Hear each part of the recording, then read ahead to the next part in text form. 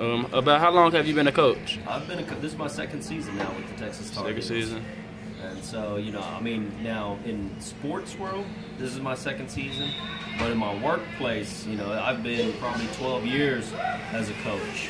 And the way, you know, every time, you know, anybody that I had, you know, a manager below me or anybody, you know, the way I looked at it is, you're not a manager, you got to be a leader. And the way you're a leader is by motivating people. And you can be a team player, you could be the manager or supervisor of somebody, but you're really coaching. You're trying to coach and you're trying to get the best and maximum effort out of each of your employees. And so, you know, from a coaching aspect, I've been doing it for 10 plus years. From a sports coaching, you know, this is my second. Okay. Being a second-year coach and being kind of new to this kind of thing, what do you think is some of your weaknesses as being a coach? You know, I think kind of it's different. You know, when you watch the game from your TV and you see the game and you know you're back and you're able to kind of see it in more of a slower pace. You see plays go back and forth, and then you can summarize and say, all right, here's what's going on. You know, this is the person that's getting all the points, or we're not feeding it to this person, or, you know, here's a foul trouble, here's a clock situation. You know, you're able to assess one or two things that, you know, you're doing because you're not having to make so many decisions. On the actual court and you're coaching, everything's going, and so you're trying to make sure all 5 players, they're in the right positions. If you're moving them up, because it's, you know, what I've seen is the more you're engaged with the players and trying to get them to go through, then it's really effective because they're not going to lay back.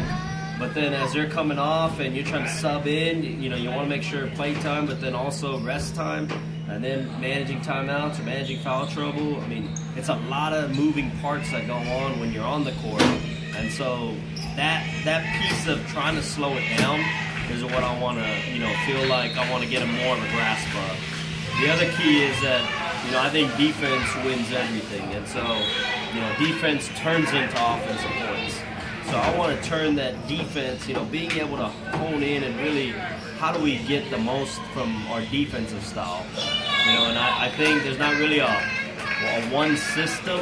You know, it's depending on the other team. If they're a big team, then how do we play versus if they're a smaller team? How do we play? Or if they're just an athletic team, how do we play? Right. And so, but, you know, in practice, we've got to lock in on the defensive side, you know, where the players know shift. Even if you're man, you've got to still be able to shift with wherever the ball's going, because then you're in spots to create turnovers. If you're in zone, you definitely need to shift, but I think we're not, you know, that's a big area that if coach, you know, any coach, if you look at the NBA, you know, Popovich has been doing it for several years with the Spurs. He's got a system. You know, if you look at NFL, Belichick, he's got a system. These guys can bring in players, out players. You know, they've got key veterans, but they don't lean on just 1 or 2 players. I mean, they've got a team, and they can plug in people. And that's the piece that I want to get into. How do we build a system versus just revolved around players? Okay. Okay. We're talking on some of your weaknesses. What do you think of some of your strengths? Some of the things that you're more confident in of your abilities? You know, I think motivating players. You know, I see where their strengths are, so I try to tap into their strengths from a different point of view from the head coaches. You know, the head coaches will get on them, so then I'll try to go the other side of it. You know how if you call it bad cop, good cop, I'll try to come in from the good cop side. And so there's a little bit less resistance from that angle. And I'm able to do that because we've got the other 2 head coaches that come in from a different angle. And then I think, you know, in practice, I think one of my strengths is planning. You know, when prior to practice, planned out what I want the players to really focus on, whether it's shooting that day, whether it's trapping that day, whether it's passing and dribbling that day, or whether it's a combination of different things. We've planned it out with different drills, but then in between, we'll pause, talk briefly, huddle up, talk briefly about concepts. Why are we doing things? Because I truly feel the why piece is where is separating a lot of coaches. when you talk about why, the players start getting it, and that's what's building up basketball IQ. Okay, so I'm gonna go a little bit off of basketball. We talked about some of your extended family. Do you have any like an immediate family that you have, like kids, wife? Yeah, so I have a wife. You know, I've been married for about 4 years. I've got a 2-year-old son and a 4-month daughter, and so it's a balance of work, my family, because especially my children are young, so they need even more attention than what early on, and then coaching. So it's I've got to make sure that I'm balancing all different angles of it. Yeah, how do you do that? Yeah, it's not like I'm perfect at it. It takes work, but I've got to kind of, I know that coaching on Tuesday evenings, Thursday evenings, I've got it, and weekends. There's 10 tournaments in that beginning of March to end of July. Yeah. So, that's almost every other weekend that I've focused on basketball. And so sometimes, basically on basketball tournaments, that's a full-time job because I'm putting in about 35 hours that week just for basketball. And I've still got to get my work stuff done. And I've got to make sure that my family's not neglected at that time too, especially with my children at this age. I want to make sure that I'm there with them and my wife.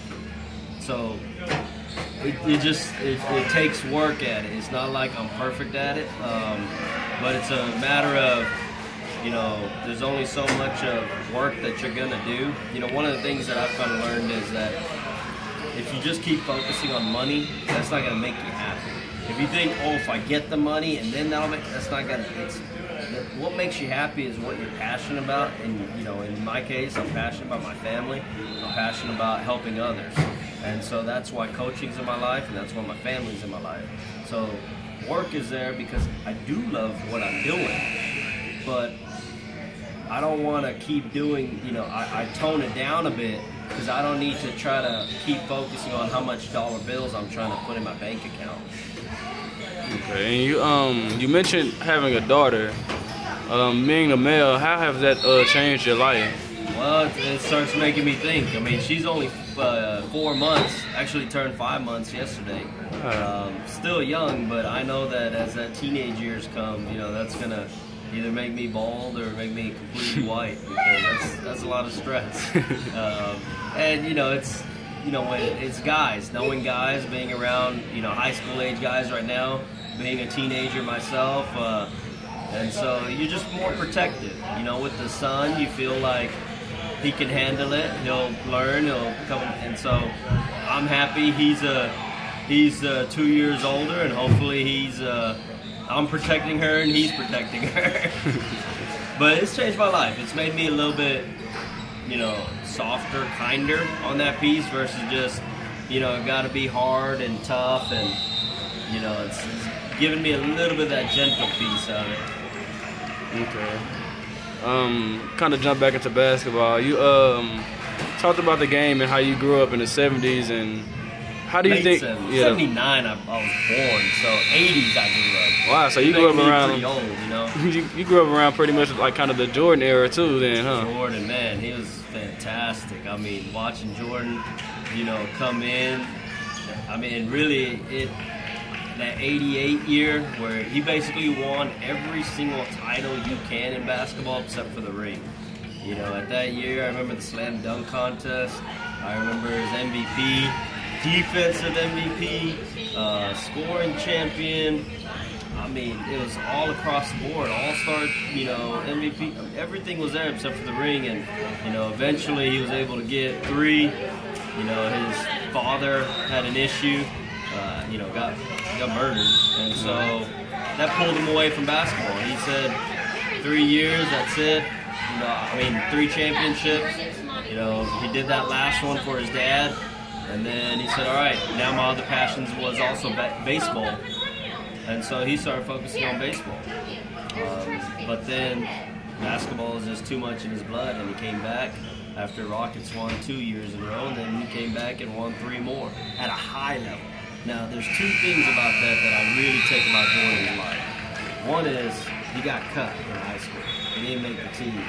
So he got cut. He grew a little bit. Physically, it was there, but the confidence, he still stuck with it.